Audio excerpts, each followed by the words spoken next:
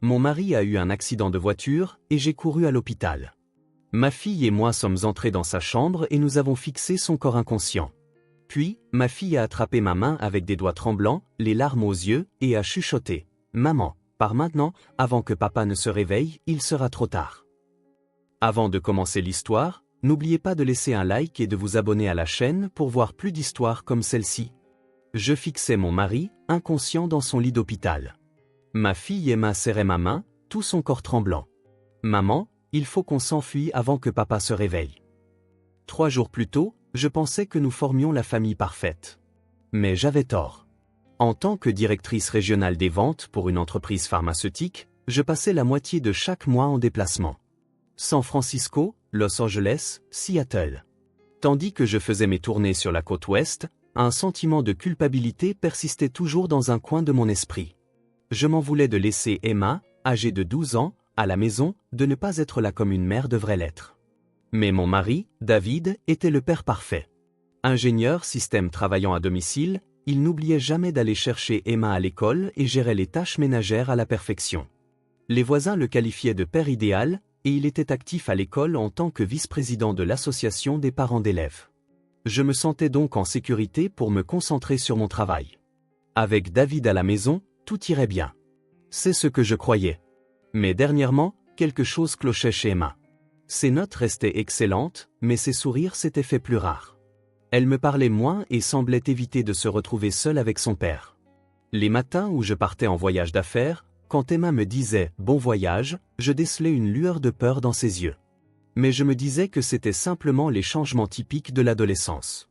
Il y a 3 semaines, je suis rentré d'un voyage à Seattle plus tôt que prévu et j'ai entendu de faibles sanglots provenant de la chambre d'Emma. Quand j'ai ouvert la porte, Emma a essuyé ses larmes à la hâte. « C'est juste un devoir qui me pose problème », a-t-elle dit. Mais il y avait un bleu tout frais sur son bras gauche. « Je suis tombée dans les escaliers », a dit Emma en détournant le regard. Je n'ai rien pu dire. Je ne voulais pas y croire. Il y a 2 semaines, un avis de la banque est arrivé. Le solde du compte d'épargne que j'avais hérité de mon père était passé de 180 000 à 23 000 $. Quand j'ai interrogé David à ce sujet, il a souri calmement. Je l'ai investi, pour le faire fructifier pour toi. Ne t'inquiète pas, je l'ai confié à un professionnel. Il m'a même montré les documents du contrat avec le conseiller en investissement. J'ai ressenti un malaise, mais je n'arrivais pas à douter de mon mari. Il y a une semaine, Emma m'a dit doucement, « Maman, si je te disais quelque chose de vraiment important, est-ce que tu me croirais ?» « Bien sûr, ai-je répondu. Emma s'est mordu la lèvre et a murmuré « Laisse tomber. Peut-être la prochaine fois. » J'aurais dû insister davantage à ce moment-là. Vendredi soir, j'ai reçu un appel de l'hôpital à mon hôtel de Seattle. Votre mari a eu un accident de la route. Ses blessures sont graves.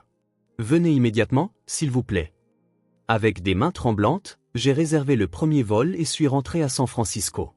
J'ai retrouvé ma belle-mère à l'aéroport et j'ai serré dans mes bras Emma, qu'on était allé chercher à l'école.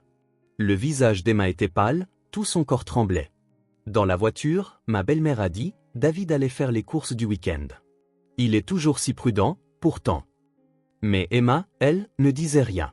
Elle se contentait de serrer ma main avec une force inhabituelle. À l'unité de soins intensifs de l'hôpital, le médecin nous a expliqué la situation.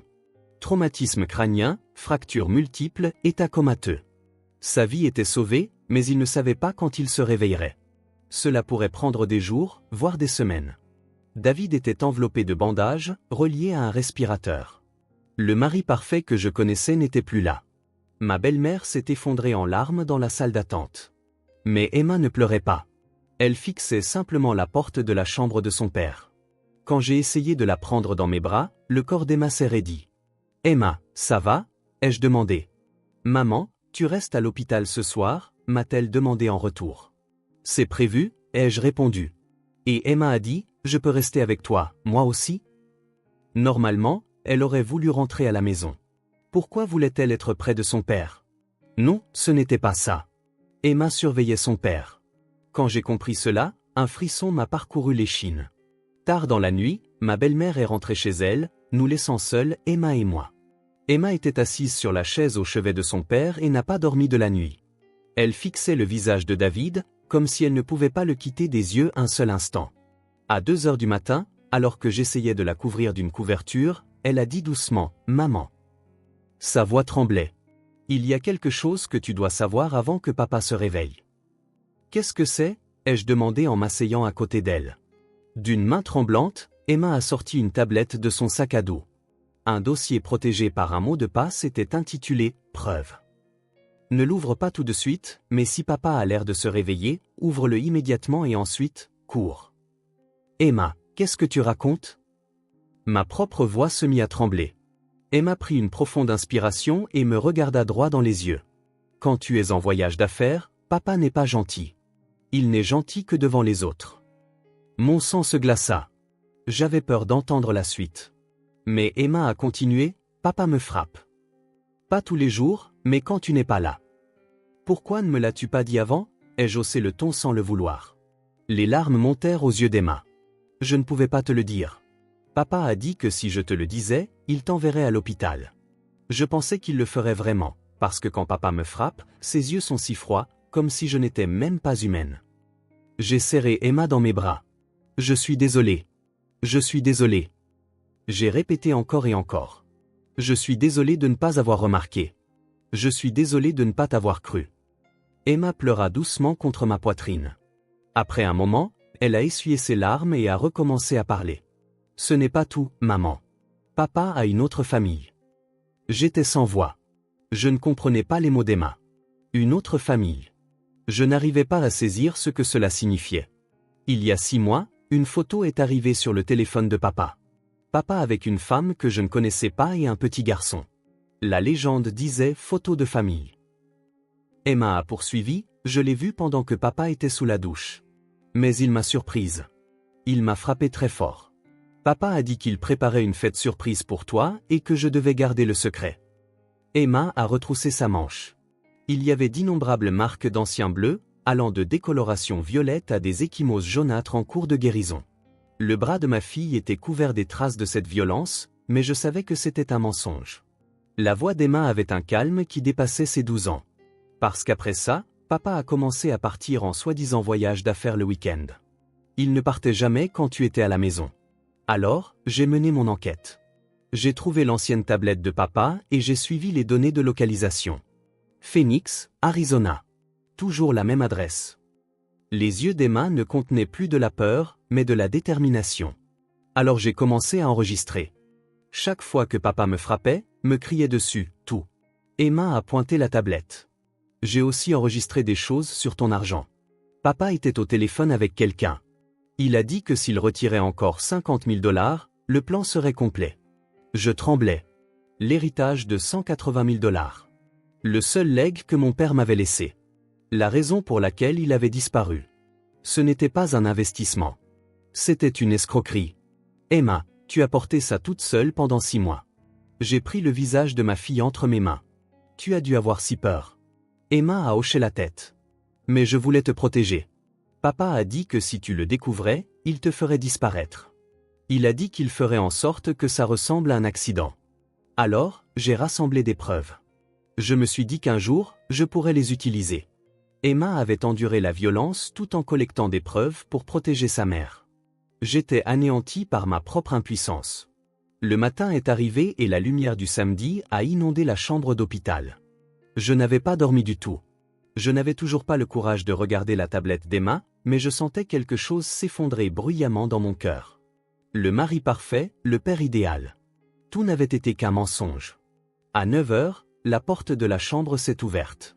Une femme inconnue se tenait là. De jolis traits, mais une expression épuisée. Elle était accompagnée d'un garçon qui semblait avoir environ 4 ans. « Excusez-moi, est-ce bien la chambre de David Morgan ?» a demandé la femme avec anxiété. J'ai regardé la femme. « Oui, c'est bien ici. Mais qui êtes-vous » La femme m'a regardé et s'est figée. « Qui êtes-vous » Je suis Rachel, la femme de David. La couleur quitta le visage de la femme. Mais, je suis aussi la femme de David. Une infirmière dans le couloir est intervenue, surprise. La femme, nommée Jessica, et moi avons été conduites dans la salle d'attente. Jessica a commencé à parler d'une voix tremblante. Il y a 5 ans, j'ai rencontré David. Il m'a dit qu'il venait de divorcer et que son ex-femme avait la garde des enfants. La voix de Jessica était rauque. Il y a 3 ans, nous nous sommes mariés en Arizona. Je ne pouvais rien dire. J'écoutais simplement les paroles de Jessica. Quand notre fils Noah est né, David était si heureux. Il a dit, nous avons enfin une vraie famille.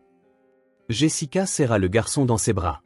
Mais récemment, il y a eu des choses suspectes concernant l'argent. David disait qu'il travaillait à distance pour une société informatique, mais certains mois, aucun salaire n'arrivait. Hier, quand j'ai reçu l'appel concernant l'accident et que j'ai appelé l'hôpital, on m'a dit que sa femme et sa fille étaient déjà là. Jessica s'est mise à pleurer. J'ai été trompée, n'est-ce pas? Il n'a jamais divorcé. Emma a dit doucement, maman, je peux lui montrer? J'ai hoché la tête. Emma a ouvert la tablette. Le premier fichier audio a été lancé. Daté d'il y a 6 mois. La voix de David s'est élevée. La ferme, sale gosse. Si tu le dis à ta mère, ce sera le divorce, et ce sera de ta faute. Tu vas tout détruire. Puis un son sourd. Le bruit d'un coup. Les pleurs d'Emma ont suivi. Jessica est devenue livide. J'ai serré les poings. Le fichier suivant. Une conversation téléphonique d'il y a 4 mois. J'ai envoyé $30 000 à Jessica depuis le compte de Rachel.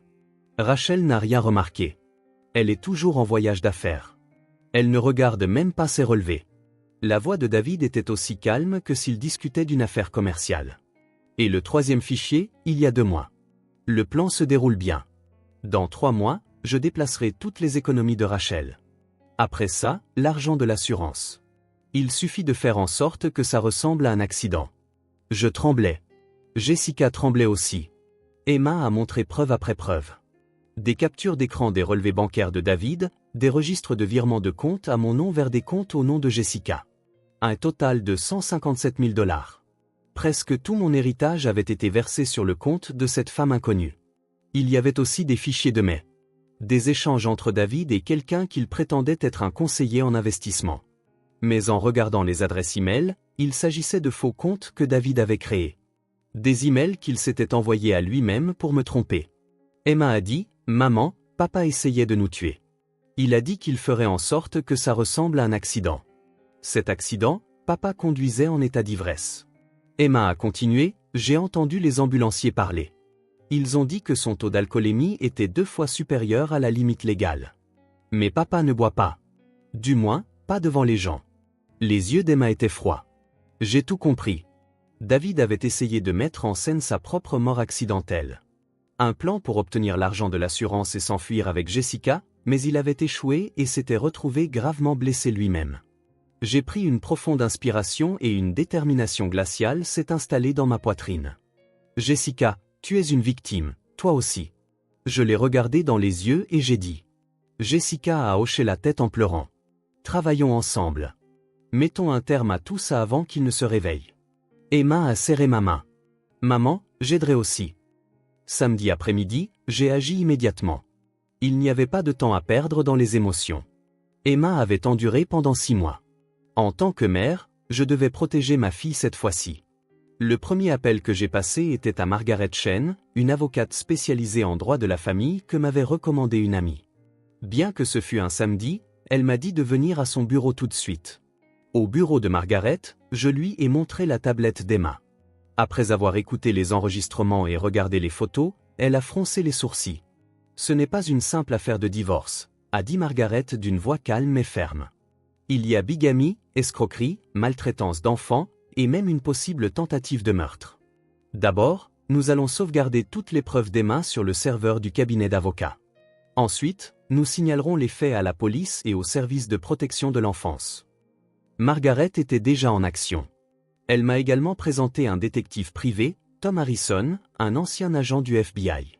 Donnez-moi 48 heures. Je vais exposer tous ces mensonges, a dit Tom. Jessica a proposé de retourner chez elle en Arizona. Elle a dit qu'elle fouillerait toutes les affaires de David. Elle était à la fois une victime et quelqu'un qui voulait connaître la vérité.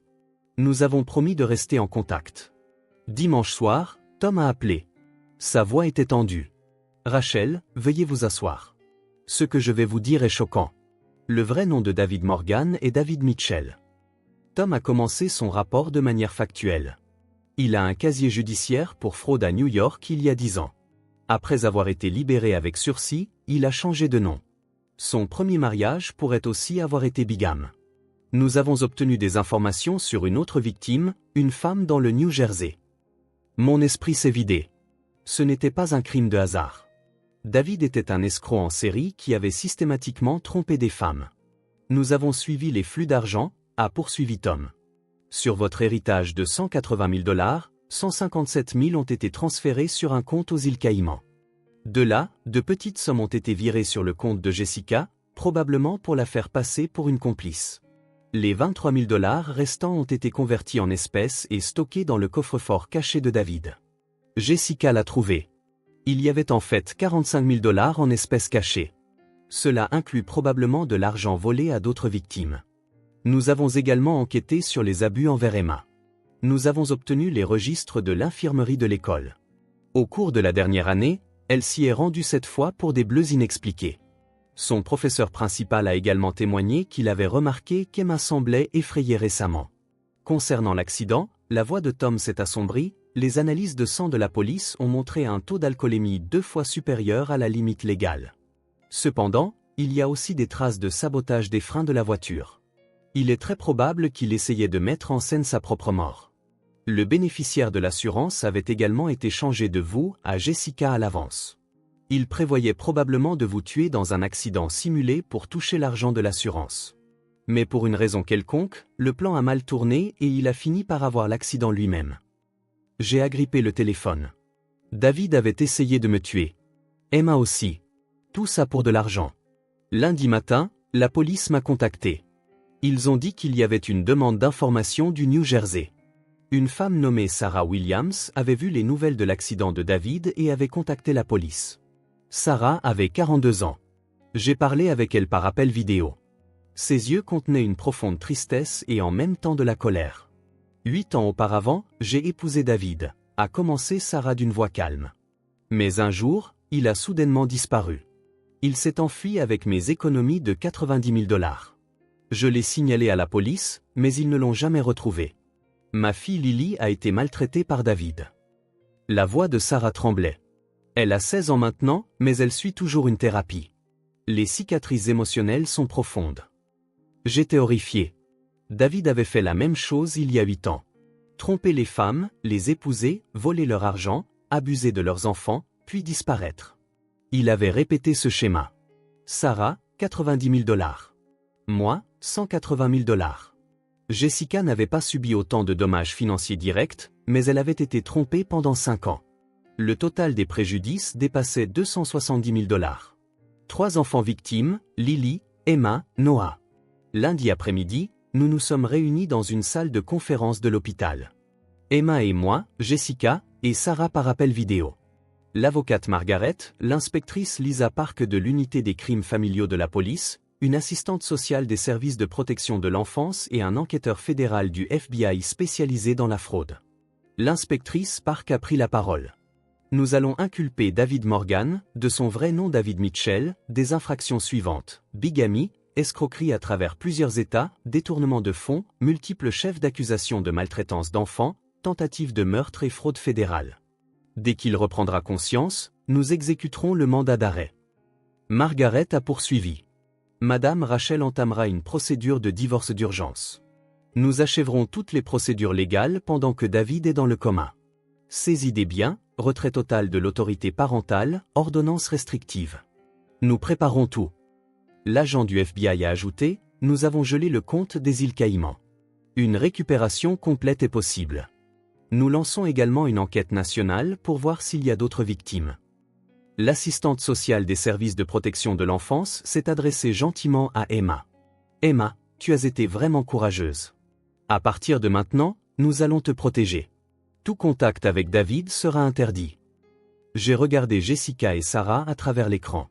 3 femmes. Toutes 3 avaient vu leur vie presque détruite par le même homme. Mais nous n'avons pas abandonné. Il a failli détruire nos vies, leur ai-je dit à toutes les 2. Mais c'est fini maintenant. Quand il se réveillera, ce qu'il attend, ce n'est pas notre vengeance. C'est la justice. Jessica a hoché la tête de l'autre côté de l'écran. Sarah a hoché la tête aussi, des larmes coulant sur son visage. Emma a serré ma main. Nous ne sommes pas seuls. Il y a 3 victimes. Mais ce n'est pas une faiblesse. C'est une force. 3 femmes s'étaient levées pour protéger 3 enfants. L'empire de mensonges que David avait bâti pendant des années était sur le point de s'effondrer. Et les témoins de cette chute seraient les femmes qu'il avait le plus méprisées. Mardi matin, David a repris conscience. La première chose qu'il a vue fut un policier debout dans la chambre. « David Morgan, vous êtes en état d'arrestation. » On lui a passé les menottes. David était confus. « Rachel, que se passe-t-il ? Rachel ?» Mais je n'étais pas là. J'étais avec Emma au cabinet d'avocat, préparant les procédures suivantes. À la place, l'inspectrice Park l'a informé. Toutes vos épouses témoigneront. Relevé bancaire, enregistrement, témoin. Nous avons tout. David a demandé une libération sous caution, mais elle a été refusée. Crime à travers plusieurs États, risque de fuite, et surtout, danger potentiel pour les enfants. Le juge n'a accordé aucune caution. 3 mois plus tard, le jour du procès est arrivé. Je portais un tailleur noir, tenant la main d'Emma. Emma portait aussi une robe noire. Nous n'étions pas des victimes. Nous étions des survivantes. C'est ce que je me suis dit. Jessica et Sarah sont également venues au tribunal. Jessica avait laissé Noah avec sa mère. Sarah avait amené sa fille Lily. À 16 ans, Lily portait encore les blessures d'il y a 8 ans, mais aujourd'hui, elle regardait droit devant elle. David est entré dans la salle d'audience, vêtu d'une combinaison de prisonnier orange, menotté. L'image du mari autrefois parfait avait disparu. Il était hagard, la barbe longue, les yeux vides. Il nous a regardés et a détourné le regard. La procureure était une femme, une avocate au visage sévère d'une quarantaine d'années nommée Elizabeth Chong. Elle nous a dit, « Ce procès n'est pas seulement pour vous.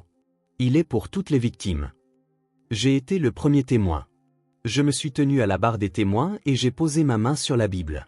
« Jurez-vous de dire la vérité, toute la vérité ? » Je le jure. La procureure Chong a commencé son interrogatoire. « Madame Morgan, veuillez nous parler de votre vie conjugale avec l'accusé. » J'ai pris une profonde inspiration et j'ai commencé à parler. David était le mari parfait. Du moins, c'est ainsi qu'il apparaissait. Pendant que j'étais en voyage d'affaires, il s'occupait parfaitement de notre fille. Les voisins le qualifiaient de père idéal. Mais tout cela n'était qu'un mensonge. J'ai parlé des 180 000 $ d'économies héritées de mon père. Comment David a dit qu'il les investirait, mais en réalité, il les a transférés sur un compte aux îles Caïmans et les a utilisés pour lui-même. Comment il n'a cessé de me tromper? Il y a des preuves que l'accusé a essayé de vous tuer, n'est-ce pas? A demandé la procureure Chong. Oui. Ma voix n'a pas tremblé. Il a prévu de me tuer dans un accident simulé pour toucher l'argent de l'assurance, mais le plan a mal tourné et il a fini par avoir l'accident. L'avocat de David a tenté un contre-interrogatoire, mais les relevés bancaires, les emails, les enregistrements, tout avait été soumis comme preuve. Il ne pouvait rien faire. Le témoin suivant était Jessica. Elle a témoigné d'une voix tremblante mais ferme. David m'a dit qu'il était divorcé de sa première femme. Nous nous sommes mariés en Arizona il y a 3 ans, mais c'était de la bigamie. Il m'a trompé, moi aussi. Jessica a parlé de son fils Noah.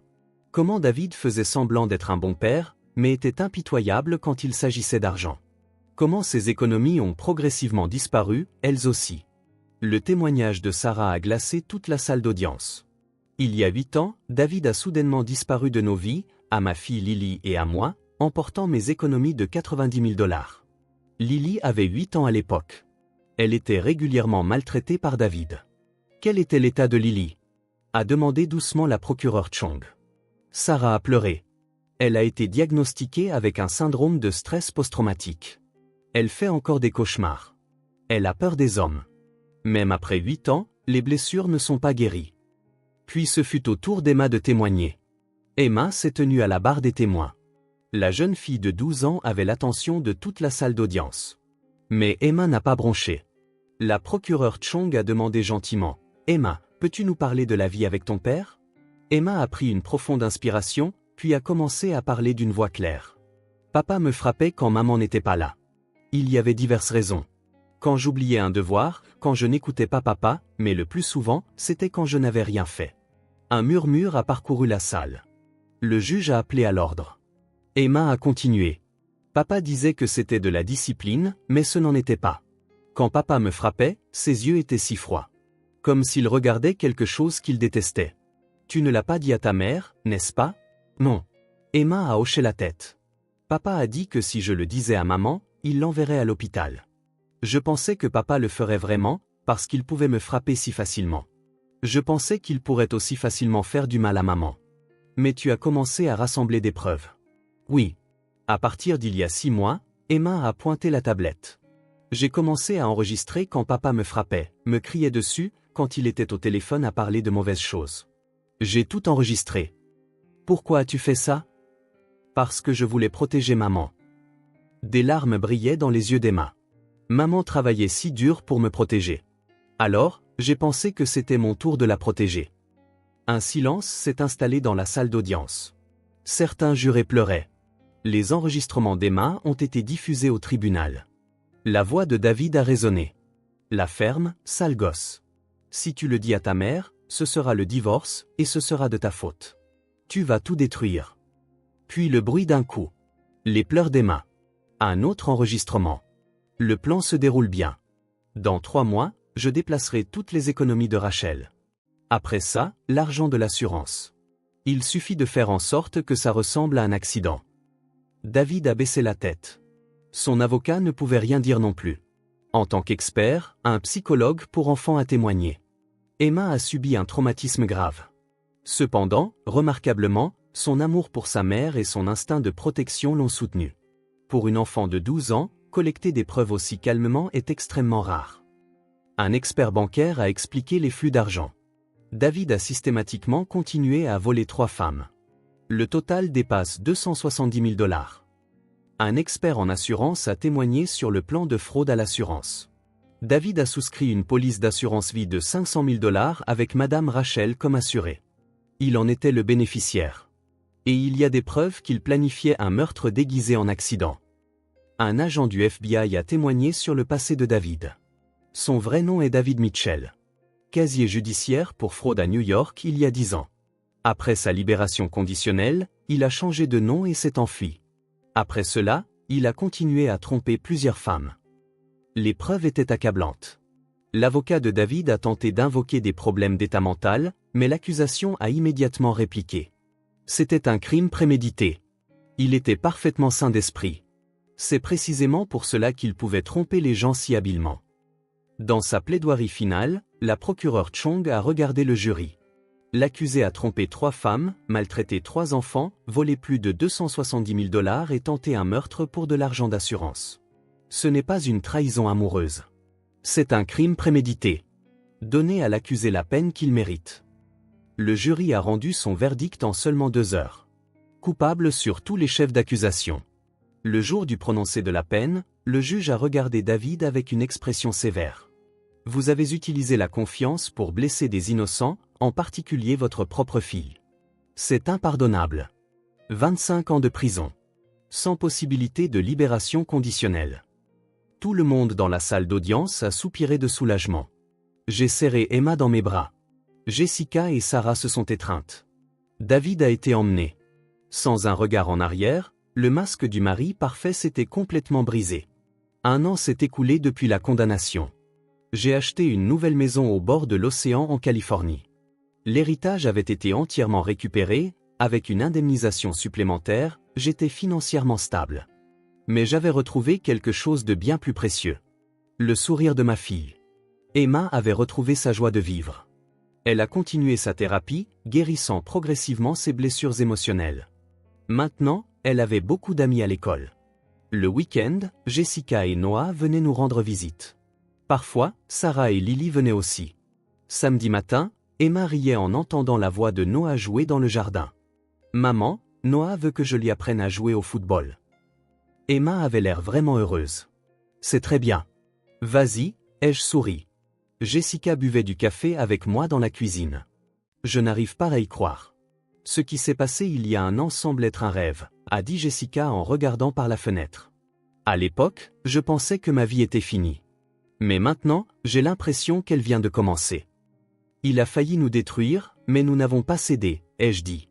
Au contraire, nous sommes devenues plus fortes. Jessica a hoché la tête. Je suis si heureuse de vous avoir rencontrés, toi, Emma et Sarah. J'ai l'impression que nous sommes devenus une vraie famille. Nous n'avions pas de lien de sang, mais nous étions une famille. Nous avions vécu la même douleur, nous nous étions battus ensemble et nous nous étions soutenus mutuellement. C'était un lien plus fort que n'importe quelle relation de sang. Dans le salon était accrochée une photographie de 3 femmes et 3 enfants pris ensemble à Noël dernier. Tout le monde souriait. De vrais sourires. Emma tient maintenant un journal. Elle a commencé sur la recommandation de sa thérapeute, mais Emma avait fini par aimer ça. Un jour, Emma m'a montré un passage de son journal. Papa m'a appris beaucoup de choses. La sécurité, la confiance, une enfance. Mais il y a des choses que papa n'a pas pu prendre. Mon amour pour maman, le courage et l'espoir. Je n'ai pas perdu. Maman n'a pas perdu non plus. Nous avons gagné. En lisant ces mots, j'ai pleuré. Emma était vraiment une enfant forte. Non, elle avait dû devenir forte. C'était triste, mais en même temps, quelque chose dont j'étais fier. David a envoyé une lettre de prison. Des mots d'excuse y étaient écrits, mais je l'ai déchiré sans la lire. Je ne l'ai pas montré à Emma non plus. Ces mots n'étaient plus nécessaires pour nous. Debout sur la terrasse face à l'océan, j'écoutais le bruit des vagues. En y repensant, les mots de ma fille dans cette chambre d'hôpital avaient tout changé. Maman, cours. Mais je n'ai pas couru. Emma n'a pas couru non plus. Nous nous sommes battus et nous avons gagné. Qu'est-ce qu'une vraie famille? Pas le sang, pas un certificat de mariage. Se protéger mutuellement, partager la vérité, se battre ensemble. C'est ça, une famille. Emma me faisait un signe depuis le jardin. Maman, regarde. Noah a marqué un but. J'ai répondu par un signe de la main. J'arrive tout de suite. Une nouvelle vie est là maintenant. La douleur du passé ne disparaît pas, mais nous pouvons la porter tout en continuant d'avancer. Avec Emma, avec Jessica, Noah, Sarah et Lily. J'ai souri et je me suis dirigé vers le jardin. Les rires des enfants résonnaient dans la brise marine. C'était le son de l'espoir, le son d'un nouveau départ.